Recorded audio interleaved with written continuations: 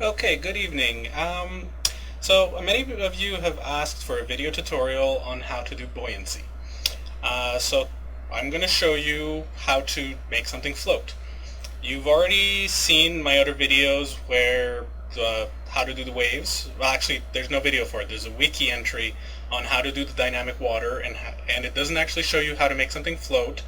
All it is showing you is how to save the height values from a material to a render target, send that to a class that will then read those values and send them back so your objects can have a height value in float.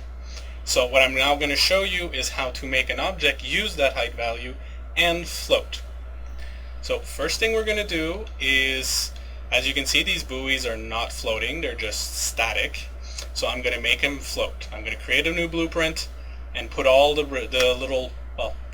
code. It's actually not going to be code, it's going to be blueprint wiring, but it's going to show you how to do it. So let's take off real time because it's using processor for no reason. So okay, we're going to create a new blueprint. Just a pawn. We're going to call it, we're going to make a buoy.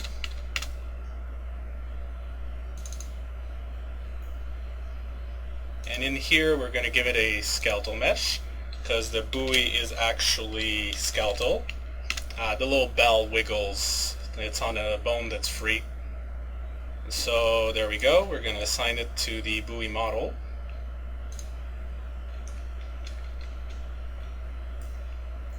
And that's it. So from here, if we place this in the world, the other ones, by the way, they're just straight up meshes. There's no, they're not actually blueprint classes. So if we put it in the world, it's huge. It's also not doing anything. So now, well, first thing, we're going to shrink it to the same size as the other one. There we go. So we're going to go back in here. We're going to add a variable. So we're going to call it OceanManager and make it the type OceanManager.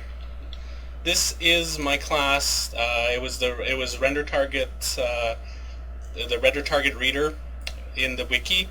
Here it's just called OceanManager. It's pretty much the same thing. And let's make it editable.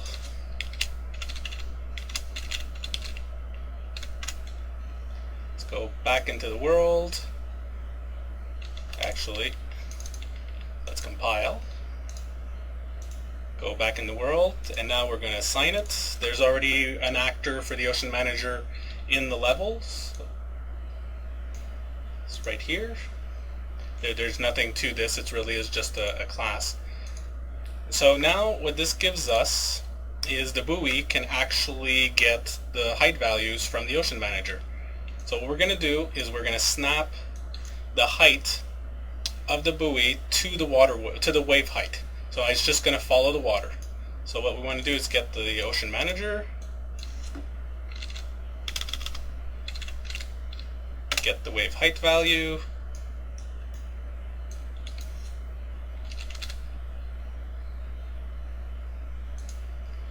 give it the current time. The location will be the buoy's location, so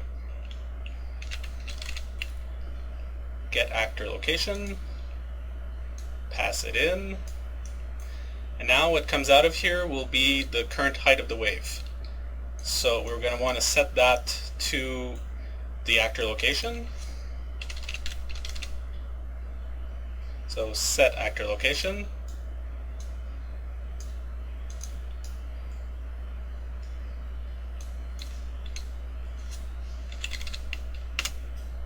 Like I said, we just want the height of the wave, so we need to break this vector. Take only the z value. And the xy will get the original from where the buoy is located. There we go. Just move this a bit. Okay. So now what this is going to do is at every tick, we're going to ask the OceanManager for this location, what is the current height of the wave? This is going to return the height, which we're going to pass in at our original location. By the way, the XY value returned here are actually, they could be a shift, an XY shift. Like if you're doing Gertzner waves, you're going to actually get a rocking motion, an XY rocking motion also. Right now, we just want the height. If you're doing sine waves, you're not going to have that. If you're doing straight from a material, you're also just going to get a height, unless your displacement also from your original material adds an XY, but we're not doing that here. So yeah, after that, we make a new vector, pass it into the actor's location. So if we compile this, save it, and now if we simulate, you can see the buoy going up and down. Now, one thing you notice immediately is it's out of sync with the waves. That's actually not something to care about, because if you play, notice this is the little ship. If we drive the ship to the buoy, we'll notice it is following the wave. When you simulate, the game time is using the editor current time, and the material time is not necessarily in sync, but when you play the game, this is not an issue. So as you can see, the other buoys, which are just models, they're not moving, they're just sticking there, and the water is crashing over them. The one we placed in the world is going up and down with the water. But what we don't have right now is like the boat and the little floater behind it. They are actually moving, well, they're tilting with the wave. They're also moving around. They're not just going up and down, snap to the wave. We want them to, well, we want the buoys to also move around with the wave. So we're going to need a lot more stuff here. We're going to actually do buoyancy. Like the boat is floating right now. It's not snapping it's not snapping its position to the wave height. It's actually calculating itself to go up and down based on the water's height. So you can see it bouncing a little bit, especially when it picks up speed. You can notice speed tree used in the back for that little island. So now what we're going to do, we're going to go for buoyancy all the way. We're going to go and add a series of test points around the buoy that will test the water height, and then adjust the physics by applying gravity or buoyancy to keep the buoy on the water surface. The other thing too right now, there's no collisions on this buoy. We're also going to add that so it can collide. So let's stop this. Now first thing we're going to do, just to show you the theory, if I go in the OceanManager helper and just turn this debug on and then play again, you can see those test points I mentioned. So the ship, there's some under also, has a series of points all around that are testing the water's height. When they're above water, they're applying gravity. You can see the arrow pointing down. When they're below water, they are applying buoyancy, so there's an arrow going up. And all of these balance out to keep the ship afloat. So this is what we want to create for the buoy.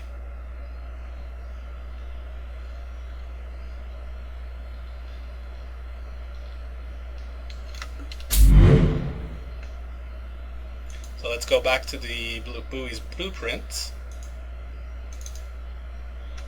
Okay, so what we have here is in fact useless. We don't want to just set location. Let's first turn on collisions, because we also want that.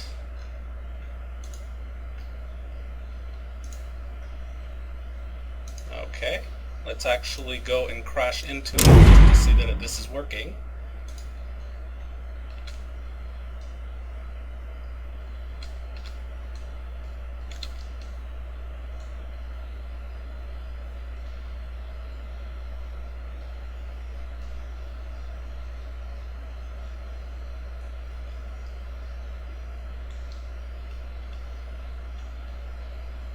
So yeah, now it has collision, it's solid, but we can't move it. We can't hit it because it's just setting its location to the wave, to where the water is. We don't really want that, so let's make it float. So first thing we want to do is get rid of this. We don't need any of this code.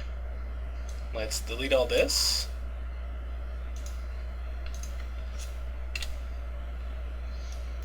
Okay, so process wave height at point.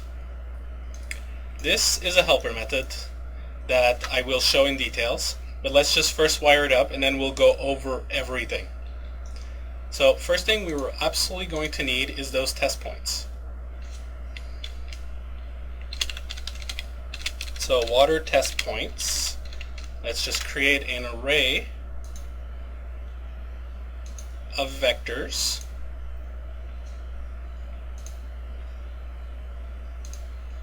and let's put them around the buoy.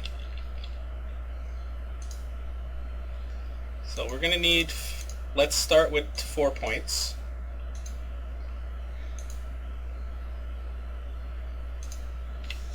So it's about 1 meter wide, so let's go with hundreds.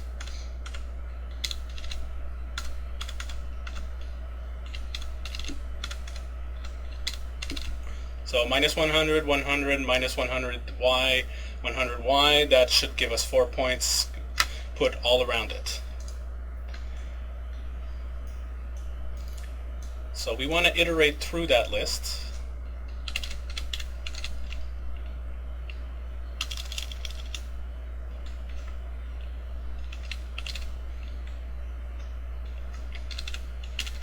Let's see, for each loop, there we go. Water test points as input. At each loop, we're going to process the point. The array element will be the actual point location. We don't need the index. OceanManager, we will pass in. We do need the transform. Let's just wire time since we have it. Okay, so the actor transform, that's pretty easy. Get actor transform. This is important because for each point coming in will need to be transformed. And the other thing this needs is the actual actor that we're modifying, because it needs to apply the motion change or the force, because it's actually going to be applying force to it, to the buoy, so to apply gravity or buoyancy. It's important the actor needs to have gravity turned off because we are taking over calculating that gravity. So the mass of each point, this actually needs to be the total mass of the buoy divided by the number of points. Let's see. Length.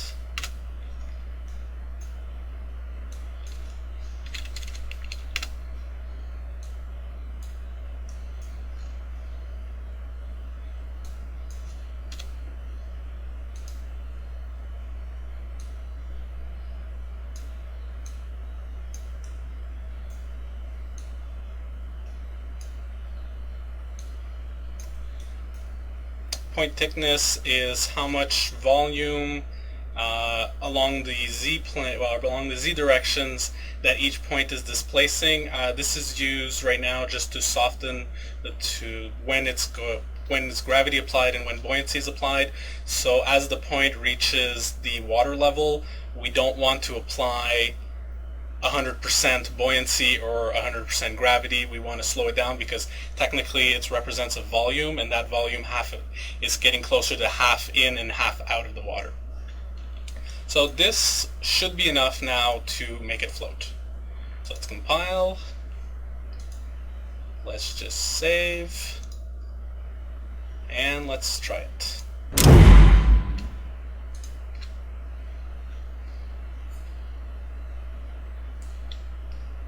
It is absolutely ignoring the water.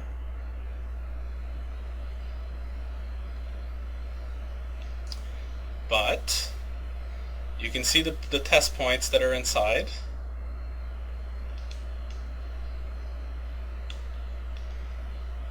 You can see the little red dots. They are going up and down. Now let's see why it's not being applied.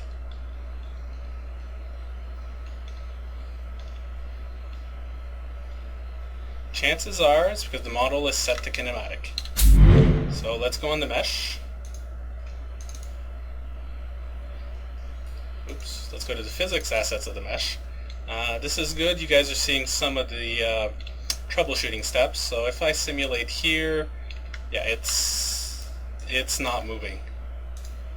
So if I select the first bone, yeah, it's kinematic. Let's go back to default, which is usually simulated. It has no gravity. Bone 2 does have gravity, and we'll drag the whole thing down. So let's take it off too. Save it. Okay, let's try that again. Still not floating.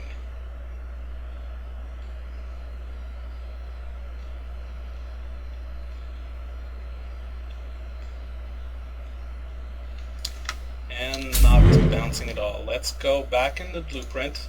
Maybe physics is not turned on. There we go. Simulate physics. Okay, let's try that again.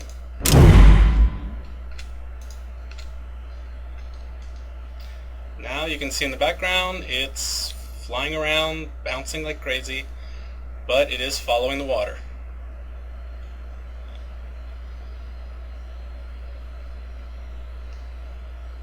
The bell is bouncing around. So one of the problems here is the linear dampening is probably too low. It needs to be increased because water will give you more resistance. It just stabilized too, so just might have needed a second. The other thing too, it only has 4 points and they're all on the same plane. Notice the boat, there's some under, some around. If I add a 5th point dead center at the bottom, it may actually resolve this problem. So let's add a new point. Let's see if we can make it a little more stable. Let's also increase the height of these other points just so that it floats a little deeper in the water. It was a little high.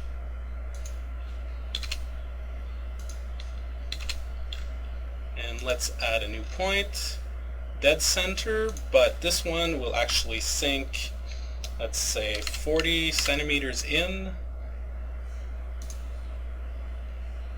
Forgot to compile. Let's save.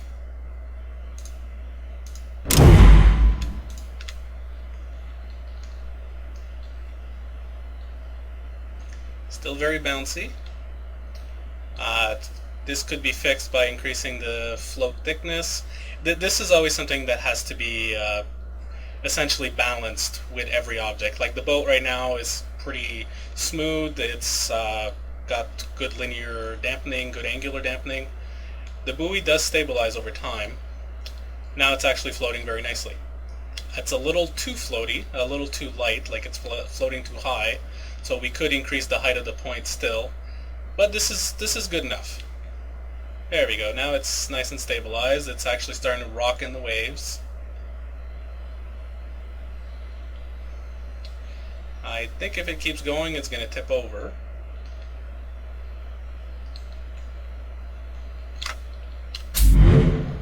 Let's add a couple more of these guys. Let's actually delete the originals, or the static ones.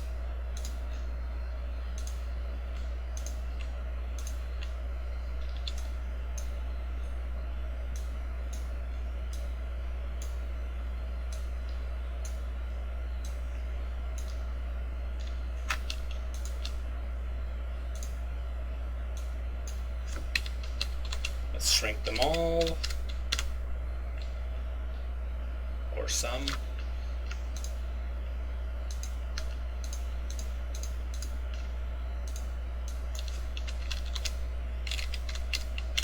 There we go.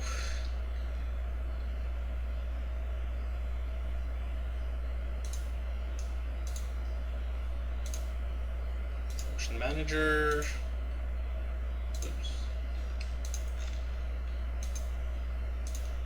So they all need, obviously, to be assigned the OceanManager, otherwise they won't be able to calculate the water's height. Oh, apparently I still had one that was a model. Okay, so now there's 4 of them. They will all... There we go, they're all bobbing up and down, a little too bobby, but like I said, that requires tweaking. The model's mass might need to be adjusted. More points could be added. Right now the points could be extended further out, but they eventually stabilize, and there we go. All floating along the water. Now they're looking much better.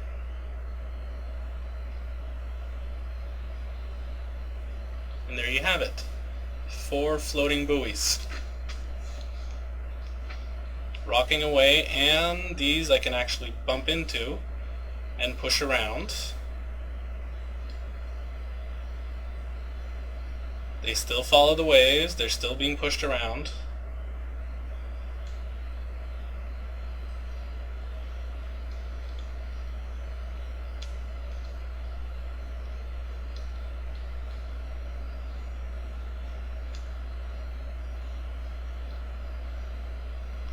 Okay, so let's go see in details how the calculation is done. That process point at wave, whatever I called it, which is in the OceanManager helper.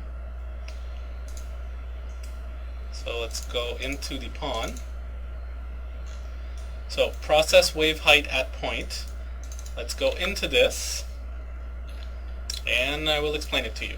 Okay, this section up here, we don't need to care. This is really just to put those red little spheres with the arrows. This is helpful for debugging. It's connected coming out of the add force at location. It's just the position. This is really just debug code, so let's ignore it for now. Start from the beginning. So what we do is, coming into the method, really useful, guys, create functions, create methods, go create helpers. This simplifies your code. Your actual pawns don't need to have all of this code. I mean, this is direct. There's no extras. I didn't have to just spread it all out and copy this into every pawn. Every pawn that needs buoyancy just needs to call this method. So in here, what we do, first we transform the point to the location. As you can see, this location is used everywhere in the calculation. We'll go into this method after. This one evaluates the wave height at a point. This is really where the meat and potato happens. This is the core of this algorithm. So let's ignore it for now. Once we have the actual wave height at a point, which were those test points coming in that we just transformed to the location of the actor, what we do is the amount, that's how far above or how far below is it located, is tested. There's an is under for if it's under the water. And what we do with those values is, this is your simulated gravity. We want it to point obviously along the, we could do gravity any directions, but we wanted along the z vector. So we multiply that with the mass. We also multiply it by the time. Then we bring in this force. The reason we multiply by mass is because obviously if the force is not multiplied by the mass, it's just going to move the object a tiny bit. I could add impulse at location, but it said to use force, because I am dividing the mass by the number of points, just to try to distribute the weight of the boat, the buoy, or everything along all of these points evenly. Technically we could make it unbalanced by making some points heavier than others, but right now it's all even. So we add force at location. This is going to be the gravity force from up here. This is based on is under being, well, the result of is under. And the other force, buoyancy, is the exact same thing, just reverse. And we send it up, and it's just applied to our original, well, to the buoy, and that's it. We just apply force. So the more complicated part inside evaluate wave height at point, this is where the real calculations happen. So technically this was not fully necessary since we did calculate it at the level above, but we retransformed the point. We don't pass the pre-transformed point from the other level. The reason I do this is because evaluate wave height at point is also used in other methods, like if you want to know if your boat's engine is still in the water, you evaluate its height at the water, so that way if the boat jumps, it will not be pushing itself while outside the water. So this method needs to have its own transform to location. We don't want to just pass it in. So here, get wave height value, that is the OceanManager's method that returns the wave height at a point. Like, remember what I said from the wiki tutorial, if you have the manager reading the height of the render target at a point, this is the method you'd be calling, or you'd be calling its method of getting a height. Right now my OceanManager is essentially the same thing, it's just it just has a couple of extra other methods that I'm using for other things, like modifying weather and other things like that. So we get the wave height. This is the same one I used for when the buoy was locked to location. It was locked to the wave height. This will return me the new height, which I get here. Then all I do is I calculate the difference between the current position of the object with the current wave position, or well, the current position of the point with the current position of the wave. I decide if it's above or below the water. This exponent 3 is simply to calculate. Remember when I mentioned we're doing the volume to be not black and white, not on and off for when you're above the water, below the water. We're doing a gradual, basically the volume can be 60-40. This is where we divide the difference between the height and the current position minus the thickness that we wanted to test for our volume. We do power of 3, and then we just clamp it -1 to 1, so that if it's higher it clamps out, and then you apply the full gravity or not. So the amount really returns, are you applying 1 or -1 times the force, or in between when it's close to the water. So this is it. The other values, wave height, wave intersect point, they are not used here. This is really used for other functions, like maybe in the future I'll need them for spray, calculating spray generation, things like that. Right now I'm not. They were just added because these were literally just returning the value of the wave, returning the current position added to the wave position. This is just extra math that I might need in the future, so that you can ignore for now. What you really need is just this bool is under and the amount. Is under I technically don't even need. Like this split for force, buoyancy, and gravity is not needed. I could just multiply by amount, which is already positive negative, and it would give me the right direction. The reason I split it is in case I wanted to apply buoyancy differently, which I do because there is a displacement ratio. Gravity does not care about the displacement ratio, but if I wanted something to be super floaty, I would put displacement ratio of 2 to 1. If I want something to kind of sink and slouch in the water, I just put displacement ratio of 0.5. So this goes and modifies the amount of force being applied. This can be used to adjust how bouncy an object is or everything. That's why I have it split, but you don't need to. You can just take the amount directly and send it to the force change, because then it's going to give you a positive negative. And there you go. So these are the calculations that I do to make the object float. So if I play this again, you can see for the ship, The little balls, the ship right now, it's reached equilibrium. It's following the waves. The three bottom ones are pointing upwards. The top ones are all pointing downward. If I go to the buoys, it's the same thing.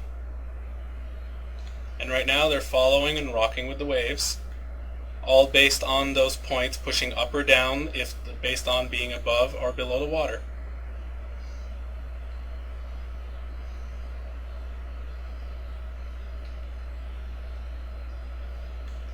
And that's it. You've got buoyancy.